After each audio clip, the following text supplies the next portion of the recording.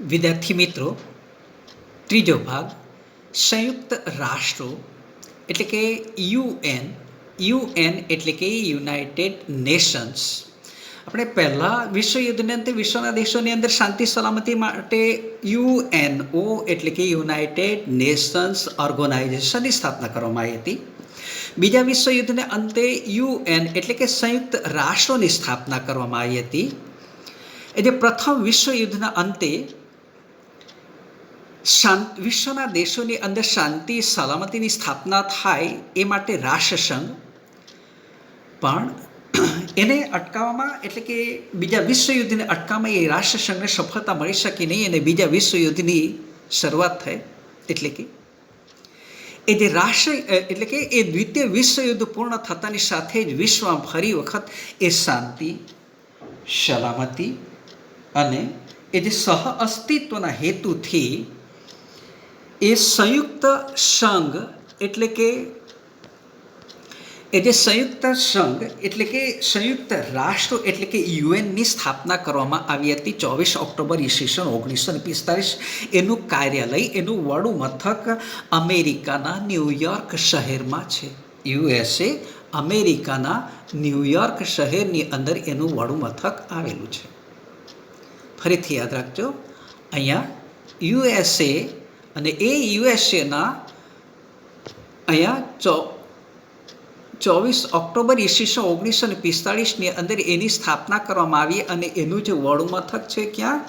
અમેરિકાના ન્યૂયોર્ક શહેરની અંદર એનું કાર્યાલય અથવા તો એનું વડું મથક આવેલું છે. હવે આ જે સંયુક્ત રાષ્ટ્રનો લોગો ખરો ને, એ સંયુક્ત રાષ્ટ્રનો લોગો બરાબર જોઈ લેવાનો, કે એ બેઠો જ પૂછાઈ જાય અને એના વિશે નોંધ લખો, નોંધ તૈયાર કરો. એ રીતે પ્રશ્ન પૂછાઈ જાય એટલે આપણે આપણી રીતે તૈયાર કરી લેવાની, યાદ રાખી લે એનો લોગો.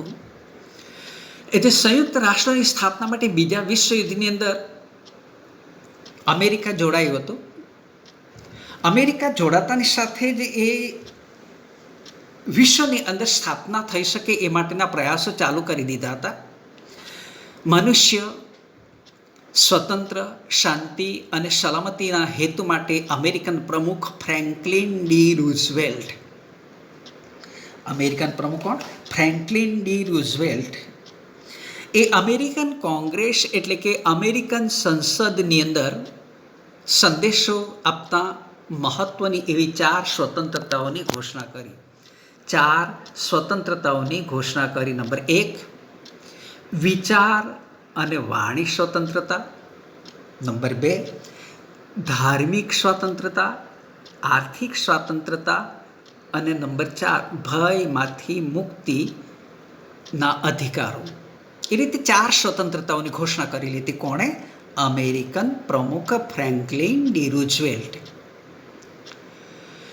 ત્યાર પછીથી અમેરિકન પ્રમુખ ફ્રેન્કલિન ડી રૂઝવેલ્ટ અને બ્રિટનના વડાપ્રધાન વિન્સ્ટન ચર્ચિલ એ એટલાન્ટિક મહાસાગરના એક જહાજ ઉપર 8 મુદ્દાઓનું ખતપત્ર તૈયાર કર્યું. 8 મુદ્દાઓનું ખતપત્ર. ખત એટલે કે હિન્દીમાં ખત એટલે પત્ર. અહીંયા ખતપત્ર તૈયાર કર્યું. કેટલા મુદ્દાઓનું? 8 મુદ્દાઓનું. એને પાછળથી શું કહેવામાં આવે છે? એટલાન્ટિક ખતપત્ર તરીકે ઓળખવામાં આવે છે. પાછળથી એને એટલાન્ટિક ખતપત્ર તરીકે ઓળખવામાં આવે છે. જોજો, પાછું યાદ રાખજો, એટલાન્ટિક ખતપત્ર તરીકે ઓળખવામાં આવે છે. એ ખતપત્રની અંદર પ્રત્યેક રાષ્ટ્રના સ્વાતંત્ર્ય અને સાર્વભૌમત્વની જાળવણી કરવી, શાંતિ સલામતી, સામાજિક અને આર્થિક કલ્યાણ, નિઃશસ્ત્રીકરણ બાબતોનો સમાવેશ કરવામાં આવ્યો. નિઃશસ્ત્રીકરણ, અહીંયા શબ્દ પાછો નિઃશસ્ત્રીકરણ એટલે કે પાછું યાદ રાખી લેજો. નિઃશસ્ત્રીકરણ એટલે કે વિશ્વના રાષ્ટ્રો અમુક કક્ષાથી વધુ પ્રમાણમાં શસ્ત્રો કે લશ્કરી સરંજામ રાખે નહીં, ઘાતક શસ્ત્રોનો નાશ કરવામાં આવે અથવા આંતરરાષ્ટ્રીય સત્તા સંગઠનની દેખરેખ હેઠળ રાખવામાં આવે, તેને નિઃશસ્ત્રીકરણ કહેવામાં આવે છે. પાછું આપણે આગળ જોઈશું, અત્યારે યાદ રહે તો ઠીક, નકર કાંઈ નહીં. ત્યાર પછીથી બ્રિટન, અમેરિકા, રશિયા અને ચીનના વિદેશ પ્રધાનો એ વિશ્વ શાંતિ માટે મોસ્કો એટલે કે રશિયા ભેગા થયા ઓક્ટોબર 1943 મોસ્કો ખાતે ઓક્ટોબર 1943 ભેગા થયા. જો અહીંયાથી ઈસવીસનો યાદ રાખતા જવાનું છે. ઓક્ટોબર 1943 મોસ્કો રશિયાની અંદર. નવેમ્બર 1943ની અંદર ઈરાન એટલે કે તેહરાનની અંદર 3 માંધાતાઓની પરિષદ મળી એટલે કે બ્રિટન, અમેરિકા, રશિયા. અમેરિકાની રાજધાની વોશિંગ્ટન ડીસી ખાતે એટલે કે વોશિંગ્ટન ખાતે 50 રાષ્ટ્રોના પ્રતિનિધિઓનું એક સંયુક્ત રાષ્ટ્રનું ખતપત્ર તૈયાર કર્યું સપ્ટેમ્બર 1944ની અંદર. સપ્ટેમ્બર 1944ની અંદર 50 રાષ્ટ્રના પ્રતિનિધિઓએ એક ખતપત્ર તૈયાર કર્યું અને 24 ઓક્ટોબર 1945ના રોજ 51 સભ્ય રાષ્ટ્રો દ્વારા એ સંયુક્ત રાષ્ટ્રોની સ્થાપનાની જાહેરાત કરવામાં આવી. એટલે એ જે સંયુક્ત રાષ્ટ્રોની સ્થાપનાના સમયે કેટલા દેશો હતા? 51 સભ્ય રાષ્ટ્રો દ્વારા એ સંયુક્ત રાષ્ટ્રોની સ્થાપનાની જાહેરાત કરવામાં આવી. એમાં ભારતનો પણ સમાવેશ થયેલો હતો. એ રીતે એ જે 24 ઓક્ટોબરનો દિવસ યુએનના દિવસ યુનાઇટેડ નેશન્સ ડે તરીકે દર વર્ષે ઉજવવામાં આવે છે. હાલના તબક્કે એ જે વિશ્વની અંદર 193 જેટલા સભ્ય રાષ્ટ્રો છે. કેટલા દેશો?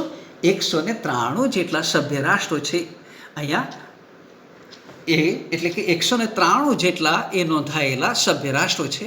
તો એ રીતે એ જે સંયુક્ત રાષ્ટ્રની સ્થાપના અને ત્યાર પછીથી એ જે સંયુક્ત રાષ્ટ્રના અંગો, સંયુક્ત રાષ્ટ્રના ઉદ્દેશોને સિદ્ધ કરવા માટે 6 જેટલા અંગોની રચના કરવામાં આવી. 6 જેટલા અંગોની અંદર 3 સ પરથી યાદ રાખવાના: સામાન્ય સભા, સલામતી સમિતિ અને સચિવાલય. 3 સ. ત્યાર પછીથી આર્થિક સામાજિક સમિતિ, વાલી સમિતિ અને આંતરરાષ્ટ્રીય અદાલત. એ રીતે 3 + 4 = 6. ફરીથી યાદ રાખો: સામાન્ય સભા, સલામતી સમિતિ, સચિવાલય, આર્થિક અને સામાજિક સમિતિ, વાલી સમિતિ અને આંતરરાષ્ટ્રીય અદાલત. એ રીતે 6 અંગો હતા. આમાં આંતરરાષ્ટ્રીય અદાલતનું જે વડું મથક છે એ વડું મથક નેધરલેન્ડના હેગ શહેરમાં છે. કયા શહેરની અંદર? આજે નેધરલેન્ડના હેગ શહેરમાં છે. બાકીના બધાય અંગોની એ જે વડા મથકો છે અમેરિકાના ન્યૂયોર્ક શહેરમાં છે. એટલે કે યાદ રાખવામાં આપણને સરળતા રહે. એ જે 6 અંગો પૈકી એકમાત્ર આંતરરાષ્ટ્રીય અદાલતનું વડું મથક નેધરલેન્ડ એટલે કે જૂનું નામ એનું હતું હોલેન્ડ અને નવું નામ છે નેધરલેન્ડ. અને નેધરલેન્ડની રાજધાની હેગ અને હેગ શહેરની અંદર એ આંતરરાષ્ટ્રીય અદાલતનું વડું મથક છે. બાકીના બધાય 5 અંગો એનું વડું મથક છે અમેરિકાના ન્યૂયોર્ક શહેરની અંદર. સૌથી પહેલાં આપણે આ સંયુક્ત રાષ્ટ્રોના અંગો, એના કાર્યો. સામાન્ય સભા, જનરલ એસેમ્બલી. સૌથી મોટું અંગ એટલે સામાન્ય સભા. બધાય સભ્ય રાષ્ટ્રના પ્રતિનિધિઓની બનેલી તેને સામાન્ય સભા કહેવામાં આવે છે. બધાય સભ્ય રાષ્ટ્રોના પ્રતિનિધિઓની બનેલી સભા, જેને સામાન્ય સભા. પ્રત્યેક રાષ્ટ્ર વધારે 5 પ્રતિનિધિઓ મોકલાવી શકે, પણ મતદાન વખતે એક જ મતની ગણતરી કરવામાં આવે. એના કાર્ય. આંતરરાષ્ટ્રીય સંબંધને લગતી કોઈ પણ બાબત ઉપર ચર્ચા, સલાહ, સૂચનો કે ભલામણ કરવું. મહામંત્રી એ દર વર્ષે અંદાજપત્ર રજૂ કરવું અને મંજૂર કરવું, ખર્ચની રકમની ફાળવણી કરવી. ત્રીજું, એ જે રાષ્ટ્રોની આર્થિક વિકાસ, માનવ અધિકાર, નિઃશસ્ત્રીકરણ અને સાંપ્રત આંતરરાષ્ટ્રીય પ્રશ્નોનું નિરાકરણ લાવવાનો પ્રયત્ન કરવો. સામાન્ય સભા એટલે કે એ જે સામાન્ય બાબતોની અંદર 2/3 બહુમતીથી નિર્ણય લેવામાં આવે છે. 2/3 બહુમતીથી નિર્ણય લેવામાં આવી શકે છે. હવે આપણે એ પણ યાદ રાખી લઈશું કે જે સામાન્ય સભા ના જે મહામંત્રી છે એ મહામંત્રી હાલના તબક્કે કોણ છે એમ પૂછાઈ જાય, એક જનરલ નોલેજનો પ્રશ્ન પૂછાઈ જાય. તો તે તબક્કાની અંદર આપણે યાદ રાખી લેજો, લખી લેજો, સાથે પેન નોટબુક રાખવાની અને એમાં કેટલીક નવી બાબતો આવે તે યાદ રાખી લેવાનું. પોર્ટુગલના વતની એન્ટોનિયો ગુટેરેસ, અહીંયા હું પણ લખી બતાવું છું. અહીંયા ખરાબ દશા થાય છે. એન્ટોનિયો ગુટેરેસ, એન્ટોનિયો ગુટેરેસ, ફરીથી એન્ટોનિયો ગુટેરેસ ક્યાંના વતની? પોર્ટુગલના વતની. કોણ? સામાન્ય સભાના મહામંત્રી. ત્યારબાદ સલામતી સમિતિ, સૌથી મહત્વનું અંગ એટલે સલામતી સમિતિ. એમાં 5 કાયમી સભ્ય રાષ્ટ્રો અમેરિકા, બ્રિટન, ફ્રાન્સ, રશિયા અને ચીન. ફરીથી યાદ રાખો, 5 સલામતી સમિતિના 5 કાયમી સભ્ય રાષ્ટ્રો એટલે અમેરિકા, બ્રિટન, ફ્રાન્સ, રશિયા, ચીન. ફરીથી અમેરિકા, બ્રિટન, ફ્રાન્સ, રશિયા અને ચીન એ 5 કાયમી સભ્ય રાષ્ટ્રો. 10 બિન કાયમી સભ્યો આંતરરાષ્ટ્રીય શાંતિ અને સલામતી જાળવવા માટે એની વિસ્તૃત સત્તાઓ આપવામાં આવેલી છે.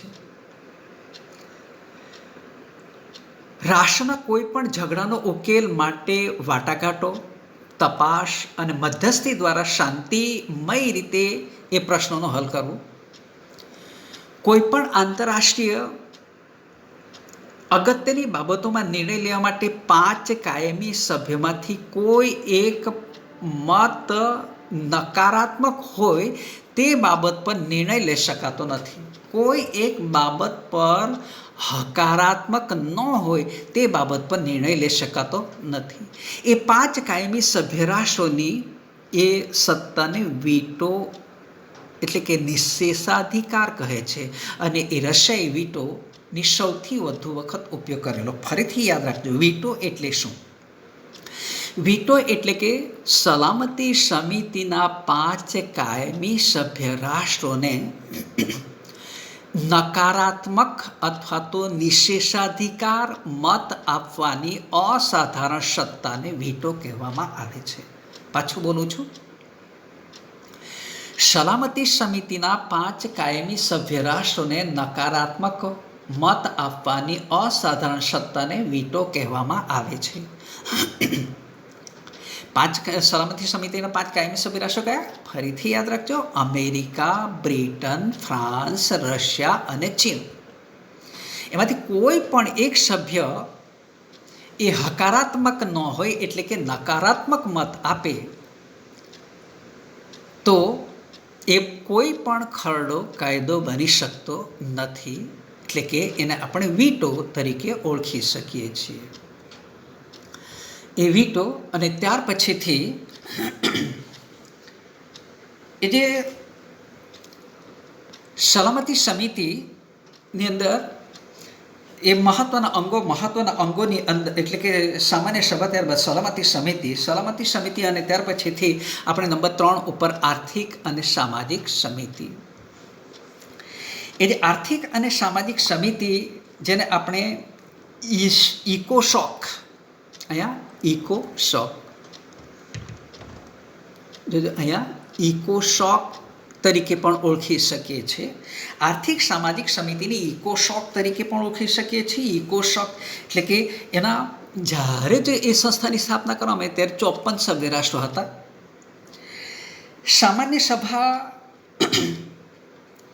એના નિવૃત્ત થતા 2/3 સભ્યોને 3 વર્ષ માટે ચૂંટી કાઢે અને એ સમિતિની અંદર ધર્મ, જાતિ, પ્રદેશ કે ભેદભાવ વગર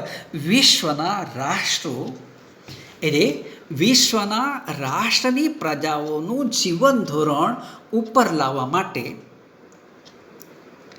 પ્રયત્ન કરે છે. એ ઉપરાંત બીજી કેટલીક પેટા સમિતિની રચના કરવામાં આવેલ છે. જે પેટા સમિતિના સંદર્ભની અંદર જોઈશું તો આપણે WHO વર્લ્ડ હેલ્થ ઓર્ગેનાઇઝેશન, એટલે શું એનું ફૂલ ફોર્મ અને શોર્ટ ફોર્મ બંને યાદ રાખી લેજો. WHO વર્લ્ડ હેલ્થ ઓર્ગેનાઇઝેશન, વિશ્વ આરોગ્ય સંસ્થા, વિશ્વના માનવીઓનું સ્વાસ્થ્ય સુધારણાનું કાર્ય કરવું, સ્વાસ્થ્ય સુધારણા માટેનું કાર્ય કર્યું આ લોગો પણ બરાબર જોઈ લેજો કે જેથી કોઈ પણ રીતે પૂછાઈ શકે, આપણો માર્ક એક પણ નહીં જઈ શકે, 80માંથી 80 લાવી શકાય. IMF અહીંયા ચિત્રમાં પણ જોતા જજો. પહેલાં આપણે જોયું હું, ત્યાર પછીથી IMF. આંતરરાષ્ટ્રીય મોનિટરી ફંડ. આંતરરાષ્ટ્રીય મોનિટરી ફંડ એટલે કે આંતરરાષ્ટ્રીય બેંક તથા નાણાં ભંડોળ નાણાકીય સ્થિરતા સ્થાપવાનું કાર્ય કરે છે. નાણાકીય સ્થિરતા સ્થાપવાનું કાર્ય કરે છે. FAO અહીંયાથી હવે ચાલુ થાય ચિત્ર. FAO આંતરરાષ્ટ્રીય ખાદ્ય અને કૃષિ સંગઠન અથવા તો સંસ્થા. Food and agricultural organisation. Food and agricultural organisation આંતરરાષ્ટ્રીય ખાદ્ય અને કૃષિ સંસ્થા. ખાસ કરીને ખેત પેદાશ, જંગલ અને માછલાઓનું ઉત્પાદન વધારવું, પોષણનું ધોરણ ઊંચું લાવવા માટે એ સહાય કરે છે.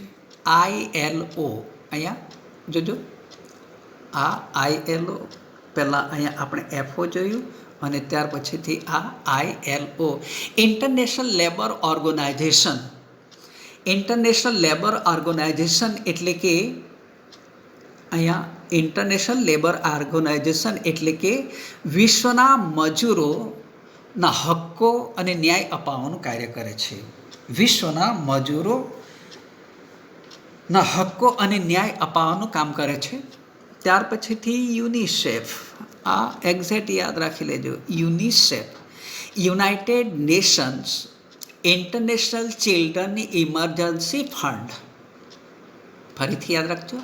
United nation international children emergency fund. UNICEF બાળકો માટેનું આકસ્મિક મદદ ભંડોળ.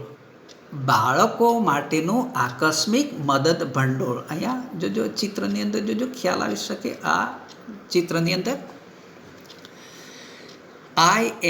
એટલે કે UNICEF United nation international children emergency fund બાળકો માટેનું આકસ્મિક મદદ ભંડોળ એટલે કે વિશ્વના બાળકોનું સ્વાસ્થ્ય સુધારવા માટે પૌષ્ટિક ખોરાક, શિક્ષણ અને બાળ કલ્યાણની પ્રવૃત્તિઓ કરે છે.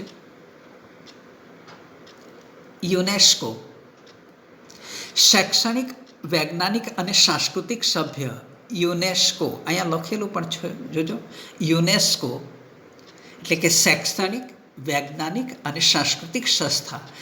United Nations Educational, Scientific and Cultural Organization. ફરીથી United Nation Education, Scientific and Cultural Organization શૈક્ષણિક, વૈજ્ઞાનિક અને સાંસ્કૃતિક સંસ્થા. એટલે એ સંસ્થા કયું કાર્ય કરે છે? તો યુનિસેફ જે વિશ્વના દેશોની અંદર નિરક્ષરતાની નાબૂદી, શિક્ષણ દ્વારા માનવીય જીવન ધોરણ ઊંચું લાવવું, શિક્ષણ, વિજ્ઞાન, સાંસ્કૃતિક સાધનો દ્વારા રાષ્ટ્ર વચ્ચે સહકાર વધારવાનું કાર્ય કરે છે. એ ઉપરાંત એની પેટા સંસ્થાઓ અને પ્રાદેશિક સમિતિઓ પણ છે જે જુદા જુદા કાર્ય કરી શકે છે. અને છેલ્લે આપણે અહીંયા વાલી સમિતિ. વાલી સમિતિની અંદર 5 કાયમી સભ્ય રાષ્ટ્રો, આમાં સામાન્ય સભા દ્વારા એમની નિયુક્તિ કરવામાં આવે છે અને તે દેશના પ્રતિનિધિ હોય છે. આપણે અગાઉ એટલે કે પ્રથમ વિશ્વ યુદ્ધના અંતે વાલીપણા સમિતિ એટલે કે મેન્ડેટ એમના હેઠળ જે પ્રદેશો હતા એ પ્રદેશોની સ્વતંત્રતા મળેલી નહોતી. મેન્ડેટ એટલે એમના નેજા હેઠળ એમને સ્વતંત્રતા મળેલી નહોતી અને બીજા વિશ્વયુદ્ધ પછી પરાજિત થયેલા પ્રદેશોની દેખરેખ માટે એમના સામાજિક, આર્થિક, રાજકીય એમાં તમામ પાસાઓનો વિકાસ થાય એ જોવાની ફરજ એ વાલી સમિતિની હતી. ત્યાર પછીથી આંતરરાષ્ટ્રીય અદાલત. અગાઉ આપણે જોયું આંતરરાષ્ટ્રીય અદાલત એનું જે વડું મથક છે, એનું વડું મથક નેધરલેન્ડ એટલે કે એનું જૂનું નામ હતું હોલેન્ડ, નવું નામ નેધરલેન્ડ, અને એની રાજધાની હેગ શહેરમાં. આંતરરાષ્ટ્રીય અદાલતનું વડું મથક ક્યાં? નેધરલેન્ડના હેગ શહેરમાં. 15 ન્યાયમૂર્તિઓ હોય છે. 15 ન્યાયમૂર્તિઓ 9 વર્ષ માટે એની નિમણૂક કરવામાં આવે છે. કોઈ પણ બે રાષ્ટ્રના વાદ વિવાદને ઉકેલ લાવે છે. રાષ્ટ્ર વચ્ચે ઝઘડો અદાલત સમક્ષ રજૂ કરવામાં આવે તો એ ચુકાદો આપે છે. કાયદા વિષયક સલાહ આપવાનું એ પણ કાર્ય કરે છે. ત્યાર પછીથી છેલ્લે સચિવાલય. મહામંત્રી, સંયુક્ત રાષ્ટ્રના મહામંત્રીની કચેરીને સચિવાલય કહેવામાં આવે છે. બેઠું જ યાદ રાખજો, ખાલી જગ્યાની અંદર પૂછાય. સંયુક્ત રાષ્ટ્રોના મહામંત્રીની કચેરીને ખાલી જગ્યા કહે છે તો સચિવાલય કહે છે. એ જે સામાન્ય રીતે એ સામાન્ય સભા એના મહામંત્રીની નિમણૂક 5 વર્ષ માટે કરે છે. એ જે મહામંત્રીના કામમાં મદદ કરવા માટે મંત્રીઓ, વ્યવસ્થાપકો, મદદનીશો, ભાષાંતરકારો, નિષ્ણાંતોનો સમાવેશ કરવામાં આવે છે. એટલે બધી જ બાબતોના નિષ્ણાત હોય એવાની પણ અહીંયા નિમણૂક કરવામાં આવે છે. અહીંયા નિમણૂક કરવામાં આવે છે. તો જે બધાય ક્ષેત્રની અંદર નિષ્ણાત હોય એવી વ્યક્તિઓ નિયુક્તિ કરવામાં આવે છે. અને એ જે સંયુક્ત રાષ્ટ્રોનું સચિવાલય ન્યૂયોર્કમાં છે. વિશ્વમાં શાંતિ સ્થપાય, વિશ્વમાં એકતા અને વિશ્વ બંધુત્વતાનું સ્વપ્ન સાકાર બને એ માટે સંયુક્ત રાષ્ટ્ર સતત પ્રયત્ન કરે છે. જો વિદ્યાર્થી મિત્રો કાંઈ ખબર નહીં પડે તો અવશ્ય પૂછી લેવું. ને ગૃહ કાર્ય પાછળથી આપવામાં આવશે, જેની પ્રત્યેક વિદ્યાર્થીઓએ